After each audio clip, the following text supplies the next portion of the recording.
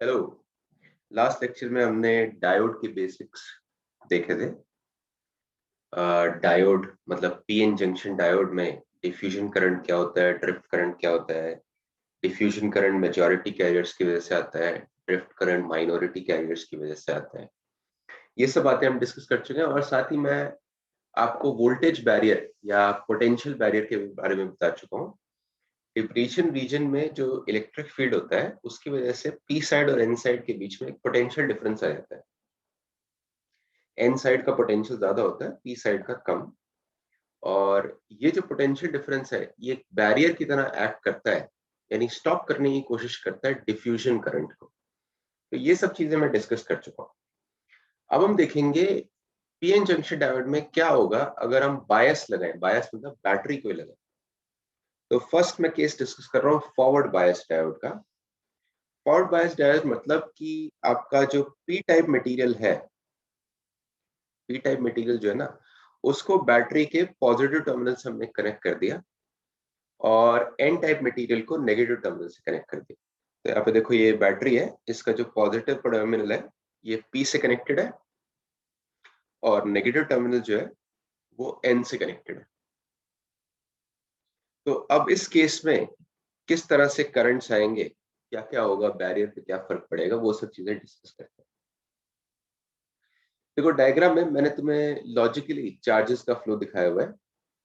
मैं बोल रहा हूँ लॉजिकली बिकॉज फिजिकली तो हम जानते हैं कि सिर्फ इलेक्ट्रॉन्स मोबाइल होते हैं, ठीक है, लेकिन समझने के लिए हम लॉजिकली होल्स को पॉजिटिव चार्जेस मानते हैं। ऐसे ही समझने के लिए यहाँ पे लॉजिकली अगर मैं बात करूं तो मैं बोल सकता हूँ कि बैटरी के पॉजिटिव टर्मिनल में से पॉजिटिव चार्जेस निकल रहे हैं और बैटरी के नेगेटिव टर्मिनल में से नेगेटिव चार्जेस निकल रहे हैं। ठीक है, तो नेगेटिव टर्मिनल से कुछ नेगेटिव चार्जेस है, पॉजिटिव टर्मिनल से कुछ पॉजिटिव चार्जेस है और ये अमाउंट सेम ही होगा। तो पहला इफेक्ट क्या होने वाला है, देखो पॉजिटिव टर्मिनल से जो पॉजिटिव चार्जेस आ रहे हैं वो क्या करेंगे ना, पी साइड पे जो डिप्लीशन रीजन है, यहाँ पे देखो डिप्लीशन रीजन था, डिप्लीशन रीजन में कुछ नेगेटिव चार्जेस थे, नेगेटिव फिक्स चार्जेस थे। ये जो पॉजिटिव चार्जेस आ रहे हैं इधर से, वो इन कुछ नेगेटिव चार्जेस को न्यूट्रलाइज कर देंगे। ठीक है ना, पॉजिटिव नेगेटिव मिला के हो जाएगा जीरो। कुछ को, उनमें से कुछ को वो न्यूट्रलाइज कर देने वाले हैं। इसीलिए देखो मैंने डायग्राम आपको दिखाया कि डिप्लीशन रीजन की जो विड्थ है वो कम हो जाएगी। यहाँ पे नोटिस करिए ये जो डैश में मैंने ड्रॉ किया है ये पहले पोजीशन थी डिप्लीशन रीजन की, जबकि आपने बैटरी नहीं लगाई थी। बैटरी लगाने के बाद क्योंकि कुछ पॉजिटिव चार्जेस इधर से आ रहे हैं, उन्होंने क्या किया होगा, यहाँ पे जो पहले नेगेटिव चार्ज थे ना उनमें से कुछ को न्यूट्रलाइज कर दी। तो क्योंकि न्यूट्रलाइज हो गए तो डिप्लीशन रीजन की विड्थ थोड़ी सी कम हो गई है। सेम चीज दूसरी साइड पे भी हो रही है।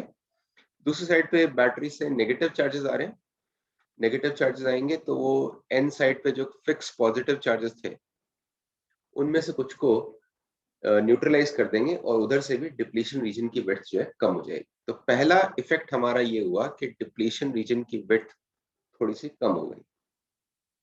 ओके, दूसरी चीज ये देखो यहाँ पे लिखा हुआ है width of depletion region will decrease. और अपने को क्या पता है कि पहले जब हमने कोई बैटरी नहीं लगाई थी तो एन साइड का पोटेंशियल ज्यादा था, है ना, एन साइड का पोटेंशियल ज्यादा था डिप्लीशन रीजन की इलेक्ट्रिक फील्ड की वजह से। डिप्लीशन रीजन में हमारा इलेक्ट्रिक फील्ड होता था एन से लेके पी तक, ऐसे हमारा इलेक्ट्रिक फील्ड होता था। उस इलेक्ट्रिक फील्ड की वजह से एन साइड का पोटेंशियल डिफरेंस जो है ज्यादा हुआ करता था। ऐसा मैंने आपको डायग्राम दिखाया था। लेकिन अब ये बैटरी देखो, बैटरी में नेगेटिव टर्मिनल एन से कनेक्टेड है, नेगेटिव मतलब लोअर पोटेंशियल, तो एन वाली साइड का पोटेंशियल थोड़ा कम होगा। ऐसे आप देखेंगे कि पॉजिटिव टर्मिनल जो है ना बैटरी का, पॉजिटिव टर्मिनल जो है पी से कनेक्टेड है, यानी पी वाली साइड का पोटेंशियल आपने इंक्रीज कर दिया। तो अगर पी का पोटेंशियल आपने इंक्रीज कर दिया और एन का पोटेंशियल डिक्रीज कर दिया तो पी और एन के बीच में जो फाइनल डिफरेंस बचेगा वो पहले से कम आएगा। ठीक है, और पहले अगर आपका मान लीजिए पोटेंशियल डिफरेंस था यहाँ पे वीबी, बैरियर पोटेंशियल, तो अब की बार उसमें कमी आ जाएगी। कितने की कमी आ जाएगी, ऑब्वियसली बैटरी की वजह से जो कम हुआ है, बैटरी की वजह से ईएमएफ ई के इक्वल कम हुआ होगा। तो अब फाइनल पोटेंशियल डिफरेंस यहाँ पे बचेगा वीबी माइनस ई। यही नेक्स्ट पॉइंट देखिए मैंने नोट्स में लिखा हुआ है, let me just clear this.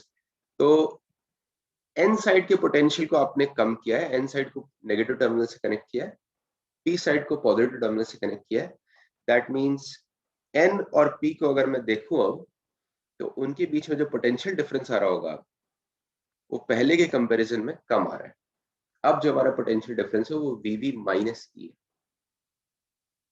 Obviously इसका इफेक्ट क्या होने वाला है, हमें पता है ये जो पोटेंशियल बैरियर है ये डिफ्यूजन करंट के लिए होता है। मेजॉरिटी कैरियर्स की वजह से जो करंट आता था उसके लिए ये बैरियर होता है। तो अगर आपका बैरियर कम हो गया तो डिफ्यूजन करंट जो इंक्रीज कर जाएगा। वही देखिए मैंने यहाँ पे लिख दिया है कि पोटेंशियल बैरियर जो है कम हो गया है। पोटेंशियल बैरियर अगर आपका कम हो गया तो डिफ्यूजन करंट अब ज्यादा हो जाएगा ड्रिफ्ट करंट से। ठीक है ना, जब बैटरी नहीं लगाते तब तो डिफ्यूजन और ड्रिफ्ट करंट दोनों की वैल्यू इक्वल आ जाती है। अब तुमने अगर फॉरवर्ड बायस में बैटरी लगा दी तो डिफ्यूजन करंट की वैल्यू ज्यादा होगी। और ये भी याद रखो कि डिफ्यूजन करंट जो है मेजॉरिटी कैरियर्स की वजह से, और मेजॉरिटी कैरियर्स की पॉपुलेशन काफी ज्यादा है, तो डिफ्यूजन करंट जो है ना वो जितना आप पॉजिटिव फॉरवर्ड बायस में बैटरी की ईएमएफ बढ़ाते जाएंगे डिफ्यूजन करंट जो है बढ़ता जाएगा। इनफैक्ट एक पॉइंट के बाद डिफ्यूजन करंट जो है एक्सपोनेंशियली बढ़ जाएगा, क्योंकि आप सोच सकते हैं ये मैंने वीबी माइनस ई आपको लिखा है, यानी कि अगर ई की वैल्यू वीबी से ज्यादा हो गई तो वीबी माइनस ई तो तुम्हारा नेगेटिव हो जाएगा। यानी कि उस केस में एक्चुअली एन साइड का पोटेंशियल कम हो जाएगा पी से। यानी उस केस में यहाँ पे जो पोटेंशियल डिफरेंस आ रहा है वो बैरियर होगा ही नहीं, वो इनफैक्ट बैरियर के उल्टा हो जाएगा, वो डिफ्यूजन करंट को और ज्यादा सपोर्ट करेगा। बात समझ रहे हैं, इसको बोलते हैं इन्वर्जन। तो मैंने नीचे लिखा हुआ है, फिर से मैं बता रहा हूँ।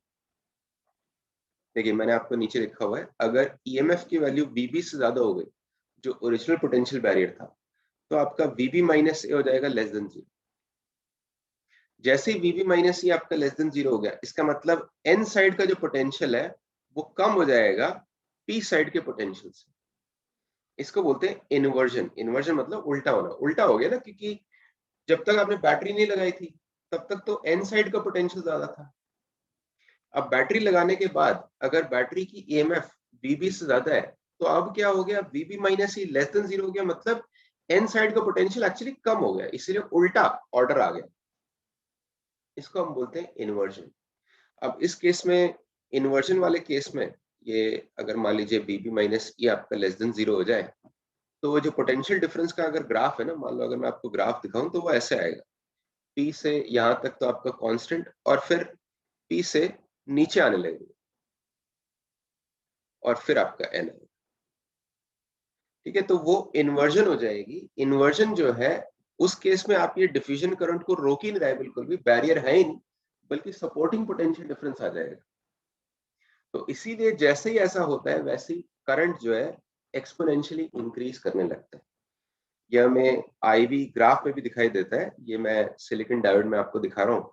अगर आप सिलिकॉन डायोड में करंट और पोटेंशियल का ग्राफ लगाएं, देखे ना फॉरवर्ड बायस में, तो आप नोटिस करेंगे इनिशियल जब आप पोटेंशियल डिफरेंस बैटरी का इंक्रीज कर रहे होंगे, ये जो वी है यहाँ पे ईएमएफ के इक्वल है, तो इनिशियली आपका ये स्लोली इंक्रीज करेगा करंट, लेकिन एक पॉइंट के बाद एकदम से सडनली एक्सपोनेंशियली इंक्रीज करने लग जाएगा।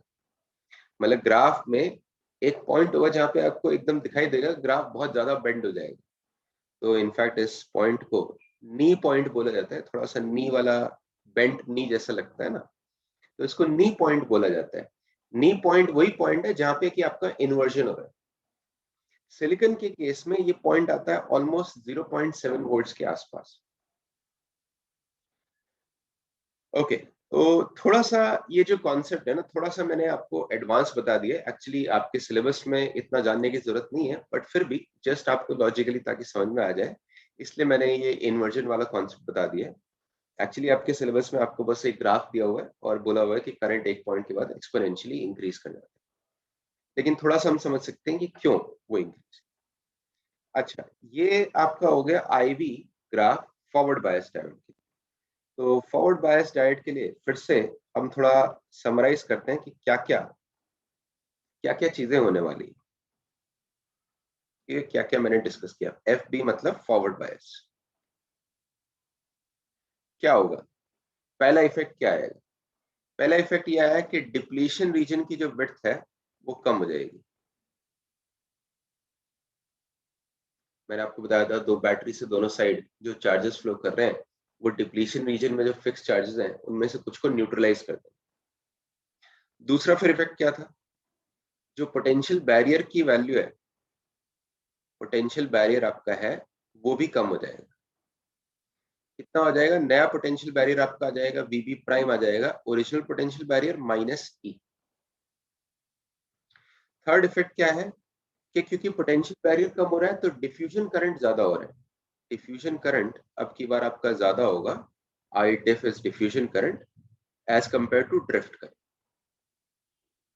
फोर्थ पॉइंट क्या है, जब आपका ई जो बैटरी है उसकी ईएमएफ वीबी से ज्यादा हो गई तो पोटेंशियल डिफरेंस यहाँ पे जो है वीबी माइनस ई ये नेगेटिव हो जाएगा। इसको हम बोलते हैं इन्वर्जन।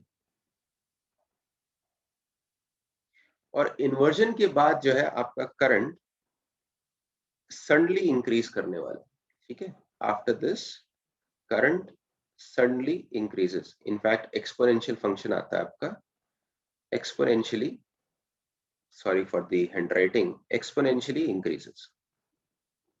और ये पॉइंट जो है जब आता है जिसके बाद एकदम से करंट इंक्रीज करता है ग्राफ में, उसको बोलते हैं नी पॉइंट, जो मैंने ग्राफ में आपको दिखाया भी था,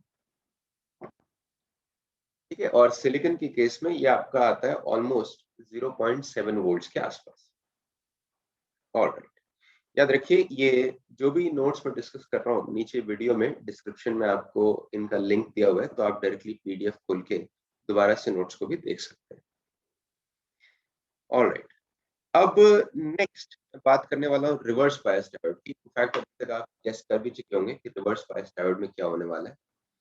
जो भी चीजें मैंने बोली हैं सब उल्टा हो जाएंगे। यानी पहले मैंने बोला था कि depletion region width forward bias diode के केस में कम हो जाती है, तो यहाँ पे क्या होगा, यहाँ पे एक्चुअली ज्यादा हो जाएगी, वो और चार्जेस निकालेगा वहां से। वही मैं आपको दिखा रहा हूँ कि इस केस में डिप्लीशन रीजन की जो विड्थ है, देखो फॉरवर्ड, क्योंकि रिवर्स बायस में हमने क्या किया, पी साइड पे को कनेक्ट कर दिया बैटरी के नेगेटिव टर्मिनल से, एन साइड को कनेक्ट कर दिया बैटरी के पॉजिटिव टर्मिनल से। तो अब बैटरी के नेगेटिव टर्मिनल से इधर पी साइड पे और नेगेटिव चार्जेस ही आ रहे हैं, तो यहाँ पे नेगेटिव चार्ज बढ़ जाएगा, ऐसी दूसरी साइड पॉजिटिव चार्ज बढ़ जाएगा, और डिप्लीशन रीजन की जो विड्थ है वो इंक्रीज करेगी। फर्स्ट है। दूसरी चीज, ओरिजिनली हम जानते हैं कि एन का पोटेंशियल ज्यादा होता था, जब आपने बैटरी नहीं लगाई थी तब ऑलरेडी पोटेंशियल बैरियर था, एन साइड का पोटेंशियल ज्यादा होता। अब आपने एन साइड को और बैटरी के पॉजिटिव टर्मिनल से कनेक्ट कर दिया, यानी एन साइड के पोटेंशियल को आप और ज्यादा इंक्रीज कर रहे हैं। पी साइड का पोटेंशियल पहले ही कम होता था, पी को आपने नेगेटिव टर्मिनल से कनेक्ट कर दिया, तो आप पी साइड का पोटेंशियल और भी कम कर रहे हैं। तो पहले मान लो ये पोटेंशियल बैरियर था, अब एन साइड और ज्यादा आगे जा रहा है, पी साइड और नीचे जा रहा है, तो इनके बीच में जो पोटेंशियल डिफरेंस है वो और ज्यादा बढ़ जाएगा, यानी कि पोटेंशियल बैरियर आपका इंक्रीज कर जाने वाला है, ठीक है। तो देखो ये पहला पॉइंट मैंने बोला था, width of depletion region increases. दूसरा पॉइंट देखिए यहाँ पे, दूसरा पॉइंट हमने नीचे लिखा हुआ है, पोटेंशियल बैरियर इंक्रीजेस। अगर पहले था वीबी तो अब हो जाएगा वीबी प्लस। पोटेंशियल बैरियर किसके लिए बैरियर होता है, डिफ्यूजन करंट के लिए, जो मेजॉरिटी कैरियर्स की वजह से आते हैं। इस केस में डिफ्यूजन करंट आपका कम हो जाने वाला है, ठीक है। तो इसीलिए आपका डिफ्यूजन करंट जो है अब की बार कम हो गया ड्रिफ्ट करंट के कंपैरिजन में। तो अब लास्ट टाइम जो है जब मैंने फॉरवर्ड बायस लगाया था और फॉरवर्ड बायस की जो बैटरी की ईएमएफ हम इंक्रीज करते जा रहे थे, तो हमारा जो करंट था एक्सपोनेंशियली एक पॉइंट के बाद एक्सपोनेंशियली इंक्रीज करता जा रहा था, क्योंकि लास्ट टाइम जो करंट था हमारा डिफ्यूजन करंट, वो मेजॉरिटी कैरियर्स की वजह से, और मेजॉरिटी कैरियर्स की पॉपुलेशन बहुत ज्यादा है। लेकिन अब की बार रिवर्स बायस में कौन सा करंट डोमिनेट कर रहा है, ड्रिफ्ट करंट, ठीक है। डिफ्यूजन करंट कम है।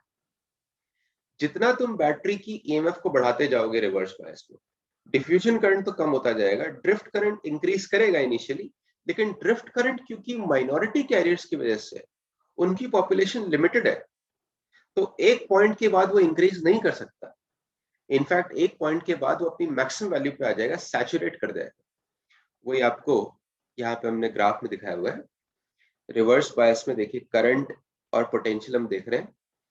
तो आपने क्या हुआ, जब आपने बैटरी की ईएमएफ इंक्रीज की, रिवर्स बायस बैटरी की ईएमएफ इंक्रीज की, तो इनिशियली तो करंट इंक्रीज किया, लेकिन एक पॉइंट के बाद जो है करंट आपका कांस्टेंट हो गया। ठीक है, तो एक पॉइंट के बाद आपने बैटरी की ईएमएफ बढ़ा रहे हो, उससे करंट पे फर्क नहीं पड़ रहा है, ये कांस्टेंट हो जा रहा है। इसको बोलते हैं सैचुरेशन वैल्यू। और इनफैक्ट ये काफी जल्दी हो जाता है। मतलब सिलिकॉन डायोड के केस में अगर हम वो देखें ना, तो 0.2 0.3 वोल्ट के पहले ही ये हो जाता है। आपके सिलेबस में इनफैक्ट नहीं मानेंगे कि जैसे ही जीरो से बैटरी आपकी जो है नेगेटिव की तरफ गई, नेगेटिव मतलब रिवर्स बायस की तरफ गई, वैसे ही ऑलमोस्ट सैचुरेशन में आ जाता है। एक और चीज नोटिस करो कि क्योंकि फॉरवर्ड बायस करंट आपका मेजॉरिटी कैरियर्स की वजह से डिफ्यूजन करंट, इसलिए देखो फॉरवर्ड बायस में मैंने जो करंट दिखाया था उसका स्केल मिली एम्पियर में था। ठीक है, उसकी वैल्यू ज्यादा थी। जबकि रिवर्स बायस में जो आपका करंट है वो माइनॉरिटी कैरियर्स की वजह से ड्रिफ्ट करंट यहाँ पे डोमिनेट कर रहा है। इसलिए जो करंट है ना, केवल माइक्रो एम्पियर में, ठीक है, काफी मतलब ऑर्डर्स ऑफ मैग्नीट्यूड कम है फॉरवर्ड बायस के कंपैरिजन में। ऑलराइट, सो ये हो गया रिवर्स बायस और फॉरवर्ड बायस का केस। फॉरवर्ड बायस तो मैंने आपको पहले समराइज कराया था, एक बार रिवर्स बायस भी समराइज कर देते हैं। क्या क्या हुआ यहाँ पे देखते हैं। पहला इफेक्ट, रिवर्स बायस का मतलब क्या होता है, एन साइड को आपने कनेक्ट कर दिया पॉजिटिव से, पी साइड को कनेक्ट कर दिया नेगेटिव से एक बैटरी। तो पहला इफेक्ट इससे क्या होता है, डिप्लीशन रीजन की जो विड्थ है वो बढ़ जाएगी इस बार। दूसरा इफेक्ट क्या होता है, डिप्लीशन रीजन की विड्थ बढ़ने के बाद आपका जो पोटेंशियल बैरियर है वो भी बढ़ जाता है। पहले अगर VB था तो अब हो जाएगा VB prime equal to VB plus E, जहाँ पे ई है EMF बैटरी का। थर्ड इफेक्ट क्या हुआ इससे, अब की बार जो है ड्रिफ्ट करंट थोड़ा सा इंक्रीज करेगा, डिफ्यूजन करंट कम हो जाएगा। तो अब की बार ड्रिफ्ट करंट आपका डोमिनेट करने वाला है as compare to diffusion current. लेकिन इसमें क्योंकि ड्रिफ्ट करंट हमारा माइनॉरिटी कैरियर्स की वजह से है, तो उसकी वैल्यू जो है एकदम विदाउट एनी लिमिट इंक्रीज नहीं करती रह सकती। ड्रिफ्ट करंट जो है कि माइनॉरिटी कैरियर्स की पॉपुलेशन क्योंकि लिमिटेड है, तो जब आप रिवर्स बायस में ईएमएफ को इंक्रीज करेंगे ना, तो ड्रिफ्ट करंट बड़ी जल्दी अपनी मैक्सिमम वैल्यू तक पहुंच जाता है। उसको हम बोलते हैं saturation, saturation of reverse bias current. ठीक है, फॉरवर्ड बायस की तरह ऐसा नहीं होता कि वो एक्सपोनेंशियली इंक्रीज कर जा रहा है। और लास्ट पॉइंट एक मैंने आपको इसमें बताया था कि फॉरवर्ड बायस में जनरली, जैसे मैं सिलिकॉन डायोड के लिए बात कर रहा हूँ, फॉरवर्ड बायस में हमारा करंट आता है of the order of milliampere, जबकि रिवर्स बायस में जो आपका करंट आ रहा होता है वो माइक्रो एम्पियर के ऑर्डर का आ रहा होता है। ठीक है, तो ये ऑर्डर का भी डिफरेंस है। इसके अलावा आपने चीज एक नोटिस कर ली होगी ग्राफ्स में, लेकिन मैं यहाँ पे फिर से आपको दिखा देता हूँ। ये जो IV कैरेक्टरिस्टिक्स हम बना रहे हैं ना, इसमें एक साइन कन्वेंशन फॉलो कर रहे हैं, उसको भी नोटिस कर लीजिए। मान लीजिए आपका डायोड इस तरीके से है, P और N के अक्रॉस आप कोई पोटेंशियल डिफरेंस अप्लाई कर रहे हैं। तो अगर P साइड पॉजिटिव है, ठीक है, अगर P साइड जो है पॉजिटिव है, N साइड नेगेटिव है, तो ये जो पोटेंशियल डिफरेंस है ये आपका यहाँ पे राइट में आएगा। ठीक है, और अगर उल्टा है आपका, जो कि रिवर्स बायस में होता है, P साइड नेगेटिव है, N साइड पॉजिटिव है, तो ये जो पोटेंशियल डिफरेंस है यहाँ पे हम हॉरिजॉन्टल एक्सिस पे लेफ्ट में डालते हैं। ऐसे ही करंट में भी कन्वेंशन है, अगर करंट आपका फ्लो कर रहा है P से N, तो वो आपका वर्टिकल एक्सिस पे हम ऊपर डालते हैं। ठीक है, देखिए कलर्स में कॉरेस्पॉन्डिंग डाल रहा हूँ। और अगर आपका करंट फ्लो कर रहा है N से P, जो कि रिवर्स बायस में होता है, तो वो करंट हम नीचे डालते हैं। ठीक है, तो ये साइन कन्वेंशन जो है इसके हिसाब से कोऑर्डिनेट डिसाइड करते हैं। तो इसीलिए आपका जो फॉरवर्ड बायस वाला केस है, फॉरवर्ड बायस में पोटेंशियल जो है P का ज्यादा होता है और N का पोटेंशियल कम होता है। करंट आपका P से N फ्लो कर रहा होता है, तो फॉरवर्ड बायस की कैरेक्टरिस्टिक्स आप फर्स्ट क्वाड्रेंट में डालेंगे। रिवर्स बायस में आपका पोटेंशियल जो है एन का ज्यादा है और पी का कम है बैटरी के हिसाब से। बैटरी के जो टर्मिनल्स आपने लगाए हैं, बैटरी का टर्मिनल पॉजिटिव एन पे लगाते हैं तो वो इधर आ जाएगा, और करंट भी आपका उल्टा एन से पी जाता है, तो रिवर्स बायस के जो कैरेक्टरिस्टिक्स हैं वो आप थर्ड क्वाड्रेंट में दिखाते हैं। ठीक है, तो ये साइन कन्वेंशन आपको समझना है।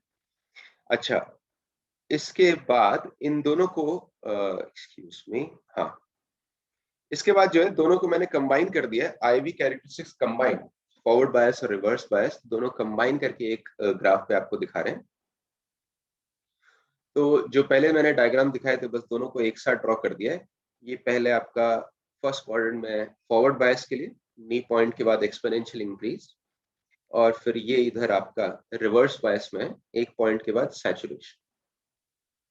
जैसे मैंने बोला था, फॉरवर्ड बायस में करंट हमने मिली एम्पियर में लिया हुआ है, रिवर्स बायस में करंट जो है माइक्रो एम्पियर में लिया। अच्छा, एक चीज यहाँ पे आप नोटिस करिए कि डायोड के लिए कभी कभी हम एक क्वांटिटी डिफाइन करते हैं, डायनेमिक रेजिस्टेंस। इनफैक्ट एनसीईआरटी में इसके ऊपर क्वेश्चन भी देखेंगे आप। डायनेमिक रेजिस्टेंस क्या होता है? वैसे तो हम रेजिस्टेंस को डिफाइन करते हैं, ओमिक कंडक्टर्स में हमने देखा था V by I equal to R, और वहां पे आर की वैल्यू जो है कांस्टेंट लेते थे हम ओम्स लॉ में। तो यहाँ पे किसी भी इंस्टेंट पे अगर आप V बाय आई का रेशियो निकालेंगे ना डायोड के लिए, तो ये कांस्टेंट नहीं आएगा। तो instead of calculating V by I, हम कैलकुलेट करते हैं डायनेमिक रेजिस्टेंस। वो कैसे कैलकुलेट करते हैं? डेल्टा V बाय डेल्टा आई, जो कि आप यहाँ पे देख रहे हैं। डेल्टा V मतलब चेंज इन पोटेंशियल, डेल्टा आई मतलब चेंज इन करंट। तो तुम देख रहे हो कि जब फॉरवर्ड बायस में और नी पॉइंट के आगे जब एक्सपोनेंशियल इंक्रीज हो रहा है, मान लीजिए आप एक पर्टिकुलर पॉइंट से दूसरे पॉइंट पे जाते हैं ग्राफ में, तो इसमें पोटेंशियल का कुछ चेंज आया, करंट का कुछ चेंज आया, इन दोनों का रेशियो ले लिया डेल्टा V बाय डेल्टा आई, तो वो हो गया आपका डायनेमिक रेजिस्टेंस। इनफैक्ट आपको ग्राफ से ये भी समझ में आ रहा होगा कि फॉरवर्ड बायस और रिवर्स बायस अगर दोनों में मैं कंपेयर करूं तो किसमें ये जो वैल्यू है डायनेमिक रेजिस्टेंस ज्यादा आएगी और किसमें कम आएगी। ऑब्वियसली फॉरवर्ड बायस में जो डायनेमिक रेजिस्टेंस की वैल्यू है वो कम आने वाली है। आपको दिख रहा होगा कि ये जो वैल्यू है डेल्टा V, ये देखो कि चेंज यहाँ पे कितना कम हो रहा है, जबकि वर्टिकल एक्सिस पे करंट का चेंज कितना ज्यादा है। ठीक है ना? ये इसलिए क्योंकि आपका ग्राफ एक्सपोनेंशियली इंक्रीज कर रहा है ना। एक बार जरा इसको ग्राफ पे भी दिखा देते हैं। तो मैं बोल रहा हूँ कि फॉरवर्ड बायस के केस में नी पॉइंट के आगे आप देख सकते हैं कि पोटेंशियल में आप थोड़ा सा चेंज करोगे, लेकिन करंट में काफी ज्यादा चेंज हो जाता है। ठीक है, तो डेल्टा V कम है, डेल्टा I ज्यादा है। तो इसलिए डेल्टा V बाय डेल्टा आई, ये जो रेशियो है डायनेमिक रेजिस्टेंस का, ये फॉरवर्ड बायस में कम आएगा। मतलब कि अगर मैं कंपेयर करूं फॉरवर्ड बायस की resistance with resistance of reverse bias, reverse bias में उल्टा है। देखो, रिवर्स बायस में यहाँ पे आप देखेंगे अगर आप सैचुरेशन पे पहुंच गए तब तो आपको साफ साफ दिखाई देगा कि यहाँ पे मैं पोटेंशियल को चेंज कर रहा हूँ, लेकिन करंट में कुछ चेंज आएगा ही नहीं, डेल्टा आई आपका जीरो आ जाएगा। यानी यहाँ वाले पॉइंट पे तो आपका जो है ना delta V by delta I infinite की तरफ टेंड करने वाला है। इवन दूसरे पॉइंट्स पे भी, क्योंकि करंट की जो वैल्यू है माइक्रो एम्पियर में है, तो डेल्टा आई आपका कम है। ठीक है, डेल्टा आई की वैल्यू आप देखिए नीचे माइक्रो एम्पियर में। तो फॉरवर्ड बायस की रेजिस्टेंस जो है रिवर्स बायस से कम होती है, रिवर्स बायस में रेजिस्टेंस बहुत ज्यादा होती है।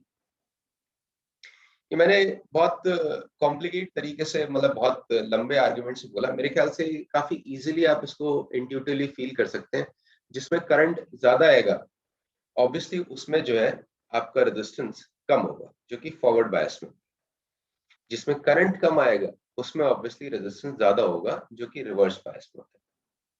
इनफैक्ट क्या है, अगर आपको क्वेश्चन में कोई भी डेटा इस बारे में नहीं गिवन है, तो आइडियल डायोड के लिए आप मानेंगे कि फॉरवर्ड बायस में रेजिस्टेंस है 0 और रिवर्स बायस में रेजिस्टेंस है इनफाइनाइट। ठीक है, अगर कोई डेटा गिवन नहीं है तो क्वेश्चन में, अगर क्वेश्चन में कुछ डेटा गिवन है तो अलग बात है। देखो यहाँ पे मैंने आइडियल डायोड के बारे में इनफैक्ट लिखा भी हुआ है। आइडियल डायोड जो है उसमें क्या होता है, जैसे ही आपका पोटेंशियल डिफरेंस 0 से पॉजिटिव की तरफ आया, वैसे ही आपका करंट एकदम से इंक्रीज कर गया, कितना भी इंक्रीज कर सकता है। यानी पोटेंशियल जीरो से थोड़ा सा भी ज्यादा हुआ, करंट जो है एकदम वर्टिकल हो गया। और रिवर्स में अगर देखें, जैसे पोटेंशियल आपका थोड़ा सा भी नेगेटिव हुआ, वैसे ही करंट इसका सैचुरेट कर गया और वो जो सैचुरेशन वैल्यू है ऑलमोस्ट जीरो, मतलब ये जो है नेग्लिजिबल करंट।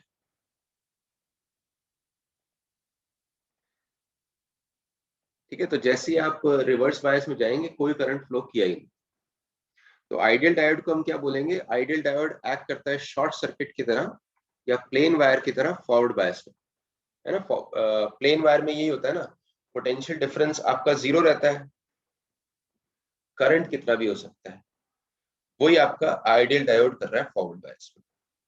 रिवर्स बायस में ये एक्ट कर रहा है ओपन सर्किट की तरह। ओपन सर्किट मतलब करंट जीरो, जो कि आपको रिवर्स बायस में दिखाई दे रहा है। तो अगर कुछ भी डेटा क्वेश्चन में नहीं गिवन है तो आप डायोड को आइडियल मान लेना, और आइडियल के केस में यही देखना बस कि फॉरवर्ड बायस है या रिवर्स बायस है। अगर फॉरवर्ड बायस है तो उसको मान लेना एकदम प्लेन वायर, अगर रिवर्स बायस है तो उसको मान लेना ओपन सर्किट, मतलब कि वहां से करंट फ्लो ही नहीं कर रहा। ओके, अब सर्किट्स में डायोड को हम यूज करने वाले हैं, तो आपको पहले सिंबल पता होना चाहिए डायोड का, जो कि मैं आपको दिखा रहा हूँ। एक इस तरह से ट्राइंगल है और एक स्ट्रेट लाइन, ये आपका डायोड का सिंबल है सर्किट्स में। इसमें नोटिस करिए जिस साइड ट्राइंगल है वो पी साइड है, और जिस साइड स्ट्रेट लाइन है ना वो आपकी एन साइड है। तो उसको देख के आप पता कर सकते हो कि फॉरवर्ड बायस है रिवर्स बायस। यहाँ पे देखो मैंने लिखा हुआ है कि डायोड जो है एक वोल्टेज कंट्रोल स्विच की तरह एक्ट करता है। तो स्विच में देखो क्या होता है, कुछ ऑन एंड ऑफ पोजीशन होती है। जनरली हमारे स्विच जो है मैकेनिकली कंट्रोल होते हैं ना, मैं प्रेस करता हूँ तो ऑन, प्रेस करता हूँ तो ऑफ। लेकिन डायोड जो है एक तरह से हमारा वोल्टेज कंट्रोल स्विच है। वोल्टेज कंट्रोल स्विच मतलब अगर आपने पी साइड पे, ये मान लो मेरा डायोड है, अगर पी साइड पे हाई वोल्टेज लगाई यानी फॉरवर्ड बायस कर दिया, तो ये जो है ऑन हो जाएगा, यानी कि ये प्लेन वायर की तरह बिहेव करेगा और करंट को कंडक्ट करने लगेगा, ये हो जाएगा ऑन। लेकिन अगर आपने पी साइड कम पोटेंशियल लगा दिया, नेगेटिव टर्मिनल लगा दिया बैटरी का, और एन साइड पे हायर टर्मिनल लगा दिया, तो अब जो है ये ऑफ हो जाएगा, ओपन सर्किट की तरह बिहेव करने लगेगा और कोई करंट इसमें से फ्लो करेगा ही नहीं। ठीक है, तो पी और एन साइड के अक्रॉस कितना पोटेंशियल डिफरेंस आपने लगाया है उसके ऊपर डिपेंड करता है कि ये ऑन है या ऑफ है। तो एक तरह से ये स्विच की तरह काम कर रहा है, जिसका ऑन और ऑफ बिहेवियर पोटेंशियल डिफरेंस या वोल्टेज कंट्रोल कर रही है। ओके, तो यहाँ पे यही मैंने नीचे लिखा हुआ है, आइडियल डायोड को हम देखें तो ये ऑन हो जाता है या फिर कंडक्ट करना, करंट को कंडक्ट करना स्टार्ट कर देता है जैसे ही ये फॉरवर्ड बायस में आ जाए, और ये ऑफ हो जाता है या फिर कंडक्टिंग, करंट को कंडक्ट स्टॉप कर देता है जैसे ही रिवर्स बायस में आ जाए। ये बात हुई आइडियल डायोड की। रियल डायोड में जब हम उसको फॉरवर्ड बायस करते हैं तो कुछ ना कुछ थोड़ा सा पोटेंशियल डिफरेंस होता है, कुछ ना कुछ थोड़ा सा रेजिस्टेंस होता है, चाहे वो कितना ही स्मॉल हो। जैसे सिलिकॉन के केस मैंने आपको बताया था कि नी पॉइंट तक पहुंचने में आपको 0.7 वोल्ट्स लगते हैं। तो कभी कभी एग्जाम में ये क्वेश्चंस भी आते हैं, आपको आइडियल डायोड की जगह डायोड का डेटा गिवन होता है, तो आपको क्वेश्चन को देखना है कि डेटा में गिवन है कि नहीं। तो हो सकता है रियल डायोड के लिए कभी कभी आपको दिया हो कि कुछ एक स्मॉल फॉरवर्ड बायस रेजिस्टेंस है, जनरली 50 ओम 100 ओम्स ऐसे स्मॉल वैल्यूज आती हैं फॉरवर्ड बायस में, और इस वजह से एक कुछ ना कुछ एक स्मॉल पोटेंशियल डिफरेंस भी आ जाएगा फॉरवर्ड बायस में। तो जेई में और नीट में ऐसे क्वेश्चंस भी आ चुके हैं, रेजिस्टेंस बताने की जगह वो आपको बोल देता है ये सिलिकॉन डायोड है, और अगर सिलिकॉन डायोड है तो आपको क्या लेना है, फॉरवर्ड बायस में 0.7 वोल्ट पोटेंशियल डिफरेंस लेना है फॉरवर्ड बायस में पी और एन जंक्शन के अक्रॉस। रिवर्स बायस की बात करें तो लार्ज रेजिस्टेंस होती है। अभी तक वैसे जेई या नीट में कोई ऐसा क्वेश्चन नहीं है जिसमें इसकी रेजिस्टेंस की वैल्यू कुछ गिवन हो। प्रैक्टिकली उसको इनफाइनाइटी मानते हैं, ओपन सर्किट मानते हैं। यहाँ पे फिर से मैंने लास्ट में लिख दिया डिफॉल्ट केस, अगर कोई डेटा नहीं गिवन है तो डिफॉल्ट केस डायोड को आइडियल मान लेना। ओके, तो अब दोस्तों कुछ सिंपल से क्वेश्चंस हैं जो अपने को डिस्कस करने हैं। आई थिंक इसमें से 2-3 क्वेश्चन शायद जेई में आ चुके हैं, हो सकता है सारे ही आ चुके हों। तो देख लेते हैं कैसे इनको सॉल्व करना है। फर्स्ट क्वेश्चन देखिए, फर्स्ट क्वेश्चन में आपको दो डायोड्स गिवन है, D1 और D2, एक सर्किट में कुछ रेजिस्टेंस वैल्यूज गिवन है, बैटरी और एक रेजिस्टेंस यहाँ पे भी गिवन। अब आपसे पूछा हुआ है कि ये जो 100 ओम रेजिस्टेंस है, ये वाला जो 100 ओम रेजिस्टेंस है, इसमें करंट कितना होगा अगर हमें पता है कि डायोड्स में फॉरवर्ड बायस रेजिस्टेंस 50 ओम। अब देखो यहाँ पे फॉरवर्ड बायस की तो रेजिस्टेंस दी हुई है, रिवर्स बायस की नहीं दी हुई, यानी रिवर्स बायस में इनफाइनाइट रेजिस्टेंस मान लेना, ओपन सर्किट मान लेना। ओके, तो कैसे सॉल्व करें? बहुत सिंपल है, आपको बस इतना देखना है कि कौन सा वाला डायोड फॉरवर्ड बायस होगा। हम जानते हैं फॉरवर्ड बायस वो वाला होगा जो कि जिसमें पी साइड पॉजिटिव टर्मिनल से कनेक्टेड हो। यहाँ पे दिख रहा है D1 में पी साइड जो है पॉजिटिव टर्मिनल से कनेक्टेड है, यानी D1 जो है मेरा फॉरवर्ड बायस है, जबकि D2 में ये N साइड आपकी पॉजिटिव टर्मिनल से कनेक्टेड है, तो D2 मेरा रिवर्स बायस होगा। तो अब मैं इस सर्किट को थोड़ा सिंप्लीफाई कर सकता हूँ। मैं क्या बोलूंगा कि इफेक्टिवली मेरा सर्किट इस तरह से काम करेगा, जहां फॉरवर्ड बायस है वहां पे रेजिस्टेंस आपको गिवन है 50 ओम, तो D1 की जगह मैं एक 50 ओम लगा देता हूँ। D2 तो मेरा ओपन हो जाएगा, उसमें कुछ करंट फ्लो ही नहीं करने वाला,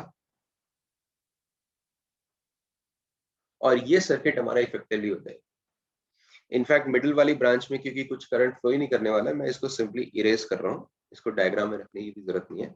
हमारा सर्किट ये सिंप्लीफाई हो गया, ये 50 ओम है, 150 ओम है, और यहाँ पे 100 ओम है, तो 6 ओम। तो ऑब्वियसली करंट कितना आने वाला है अपने को पता है, इस पूरे में जो करंट है वो हम निकाल सकते हैं। करंट आपका आएगा EMF divide by total resistance. Total resistance देख लो, 150 प्लस 50 प्लस 100, टोटल रेजिस्टेंस आपका 300 ओम्स, और 6/300 आप देख सकते हैं हो जाएगा 0.02 एम्पियर, या फिर मैं इसको लिख सकता हूँ 20 मिली एम्पियर। ओके, ये हो गया फर्स्ट।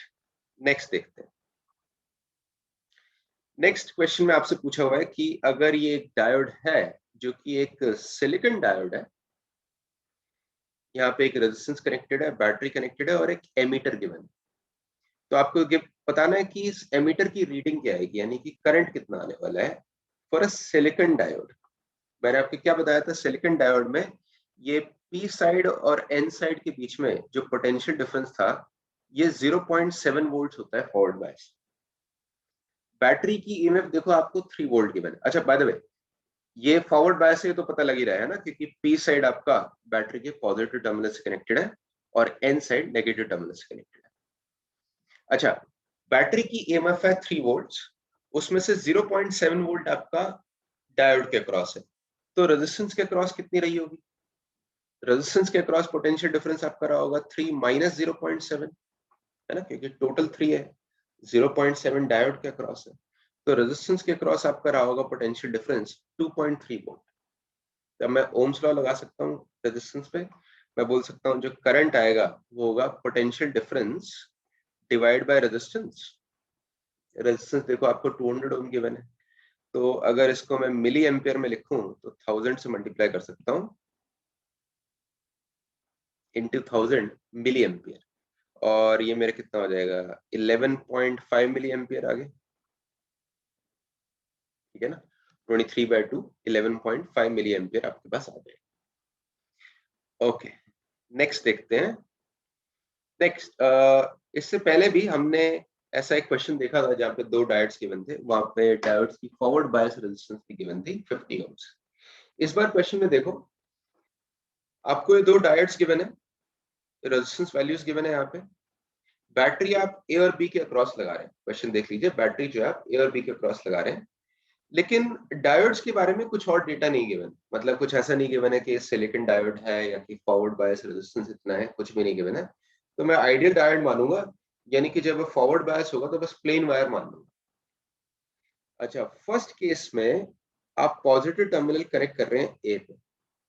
अगर मैं पॉजिटिव टर्मिनल बैटरी का ए पे कनेक्ट करूंगा 2 वोल्ट बैटरी में, तो कौन सा डायोड मेरा फॉरवर्ड बायस हो जाएगा? पॉजिटिव टर्मिनल कनेक्टेड होना चाहिए पी से, तो आप देख रहे होंगे उस केस में D1 जो है मेरा फॉरवर्ड बायस हो जाएगा। D1 फॉरवर्ड बायस हो गया, D2 रिवर्स बायस हो जाएगा, तो इस वाली ब्रांच में तो कोई करंट जाने ही नहीं वाला, यानी आपका जो करंट है केवल सिर्फ ऊपर से फ्लो करने वाला। और इस केस में करंट कितना आएगा देख लीजिए, I1 की वैल्यू, I1 की वैल्यू आने वाली है बैटरी का EMF divide by resistance. Resistance आपका होगा केवल 5 ओम्स, यानी 2/5, 0.4 एम्पियर।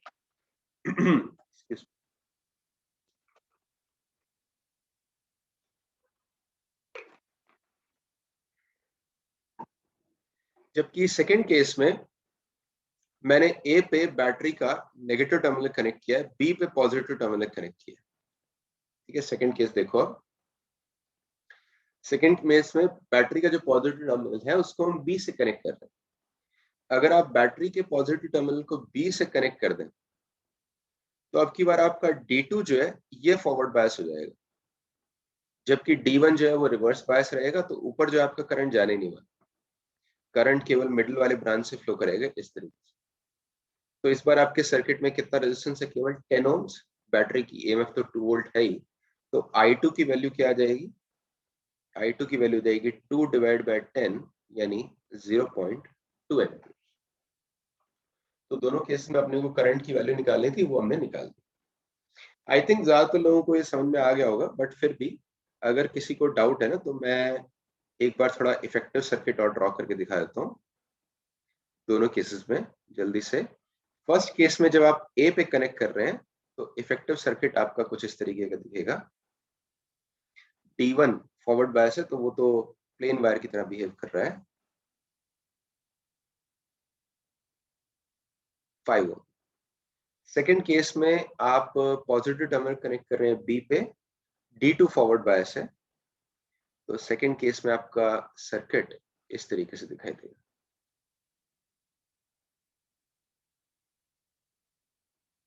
2 वोल्ट 10। तो इन दोनों सर्किट से डायरेक्टली मैंने वैल्यू निकाली। ठीक है, जो रिवर्स बायस में डायोड था उसमें तो करंट जाने ही नहीं वाला, तो उसको हमने सीधा हटा दिया। ऑलराइट, नेक्स्ट क्वेश्चन देखिए। नेक्स्ट क्वेश्चन में अब की बार एक ब्रिज स्ट्रक्चर है, जो व्हीटस्टोन ब्रिज वाला स्ट्रक्चर होता है। ठीक है, व्हीटस्टोन ब्रिज बोल रहा हूँ, बैलेंस अनबैलेंस की बात नहीं कर रहा हूँ। जैसा व्हीटस्टोन ब्रिज में स्ट्रक्चर होता है ना डायग्राम, वैसा डायग्राम आपको कुछ दिखाई दे रहा है। अब यहाँ पे दो डायोड्स, कुछ रेजिस्टेंस की वैल्यूज भी हमें गिवन। यहाँ पे देखिए बैटरी से करंट निकल रहा है आई, आपसे पूछा है इस करंट आई की वैल्यू क्या हो। तो कैसे इसको सॉल्व करें, पहले हमें सोचना पड़ेगा कि D1 और D2 जो डायोड्स हैं वो फॉरवर्ड बायस है, रिवर्स बायस है। क्या आप डायग्राम देख के सोच सकते हैं कि ये फॉरवर्ड बायस है, रिवर्स बायस? सोचिए जरा 1 मिनट के लिए आप। मैं अभी 2 सेकंड के अंदर आंसर देता हूँ। आई थिंक आप लोग समझ गए होंगे कि D1 और D2 दोनों ही आपके रिवर्स बायस होने वाले है ना, क्योंकि ये N साइड आपका इधर, इधर P साइड है।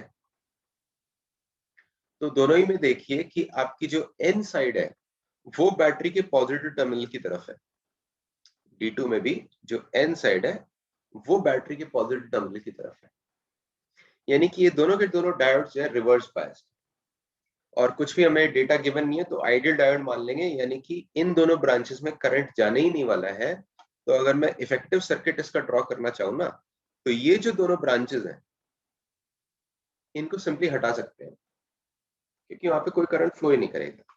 और अगर आप उनको सिंपली हटा देंगे तो देखिए करंट आपका कौन सा पाथ लेगा, बैटरी से जाएगा 10 ओम से नीचे, एक्सक्यूज मी, पहले बैटरी से गया, फिर 10 ओम नीचे गया, फिर इधर 5 ओम में जाएगा, फिर उसके बाद ये 10 ओम में जाएगा और फिर वापस आपका बैटरी में आ जाएगा। तो ये जो ब्लू में मैंने ड्रॉ किया है ना, ये वाला पाथ आपका करंट लेने वाला है।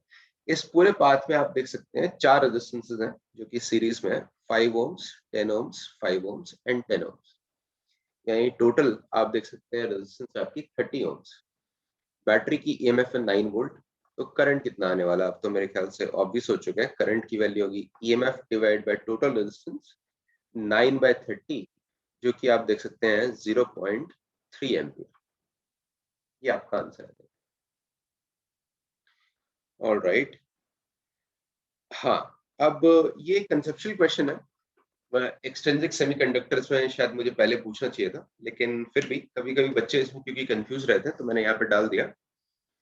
इसमें पूछा हुआ है कि एन टाइप और पी टाइप सेमीकंडक्टर्स क्या वो न्यूट्रल होते हैं या चार्ज होते हैं। ठीक है, सिर्फ सेमीकंडक्टर है, अभी मैं डायोड की बात नहीं कर रहा। मान लो एक N type semiconductor, N type semiconductor में हम जानते हैं कि आपके इलेक्ट्रॉन्स मेजॉरिटी में होते हैं, होल्स माइनॉरिटी में होते हैं। पी टाइप सेमीकंडक्टर में हम जानते हैं कि होल्स मेजॉरिटी में होते हैं, इलेक्ट्रॉन्स माइनॉरिटी। तो आपसे पूछा हुआ है कि अगर एक एक्सट्रिंसिक सेमीकंडक्टर लें एन टाइप, क्या वो न्यूट्रल होगा या उसके ऊपर ओवरऑल कुछ नेट चार्ज होगा, और अगर होगा कोई नेट चार्ज तो किस टाइप का होगा। ऐसे ही पी टाइप में क्या वो न्यूट्रल है या उसके ऊपर ओवरऑल कुछ चार्ज। आई थिंक आप में से कुछ लोग समझ चुके होंगे कि यहाँ पे कुछ बच्चों को कंफ्यूजन ये होता है कि वो सोचते हैं कि एन टाइप में क्योंकि नंबर ऑफ इलेक्ट्रॉन्स, इलेक्ट्रॉन्स की जो नंबर डेंसिटी है वो होल्स की नंबर डेंसिटी से ज्यादा होती है, तो कुछ बच्चों को लगता है कि एन टाइप में नेगेटिव चार्ज होता है, overall net charge N type में नेगेटिव होता है। और ऐसे उल्टा वो सोचते हैं कि पी टाइप में नेट पॉजिटिव चार्ज होता है। लेकिन बच्चों ऐसा नहीं है, दोनों के दोनों जो आपके सेमीकंडक्टर्स हैं एन टाइप और पी टाइप दोनों ही न्यूट्रल होते हैं।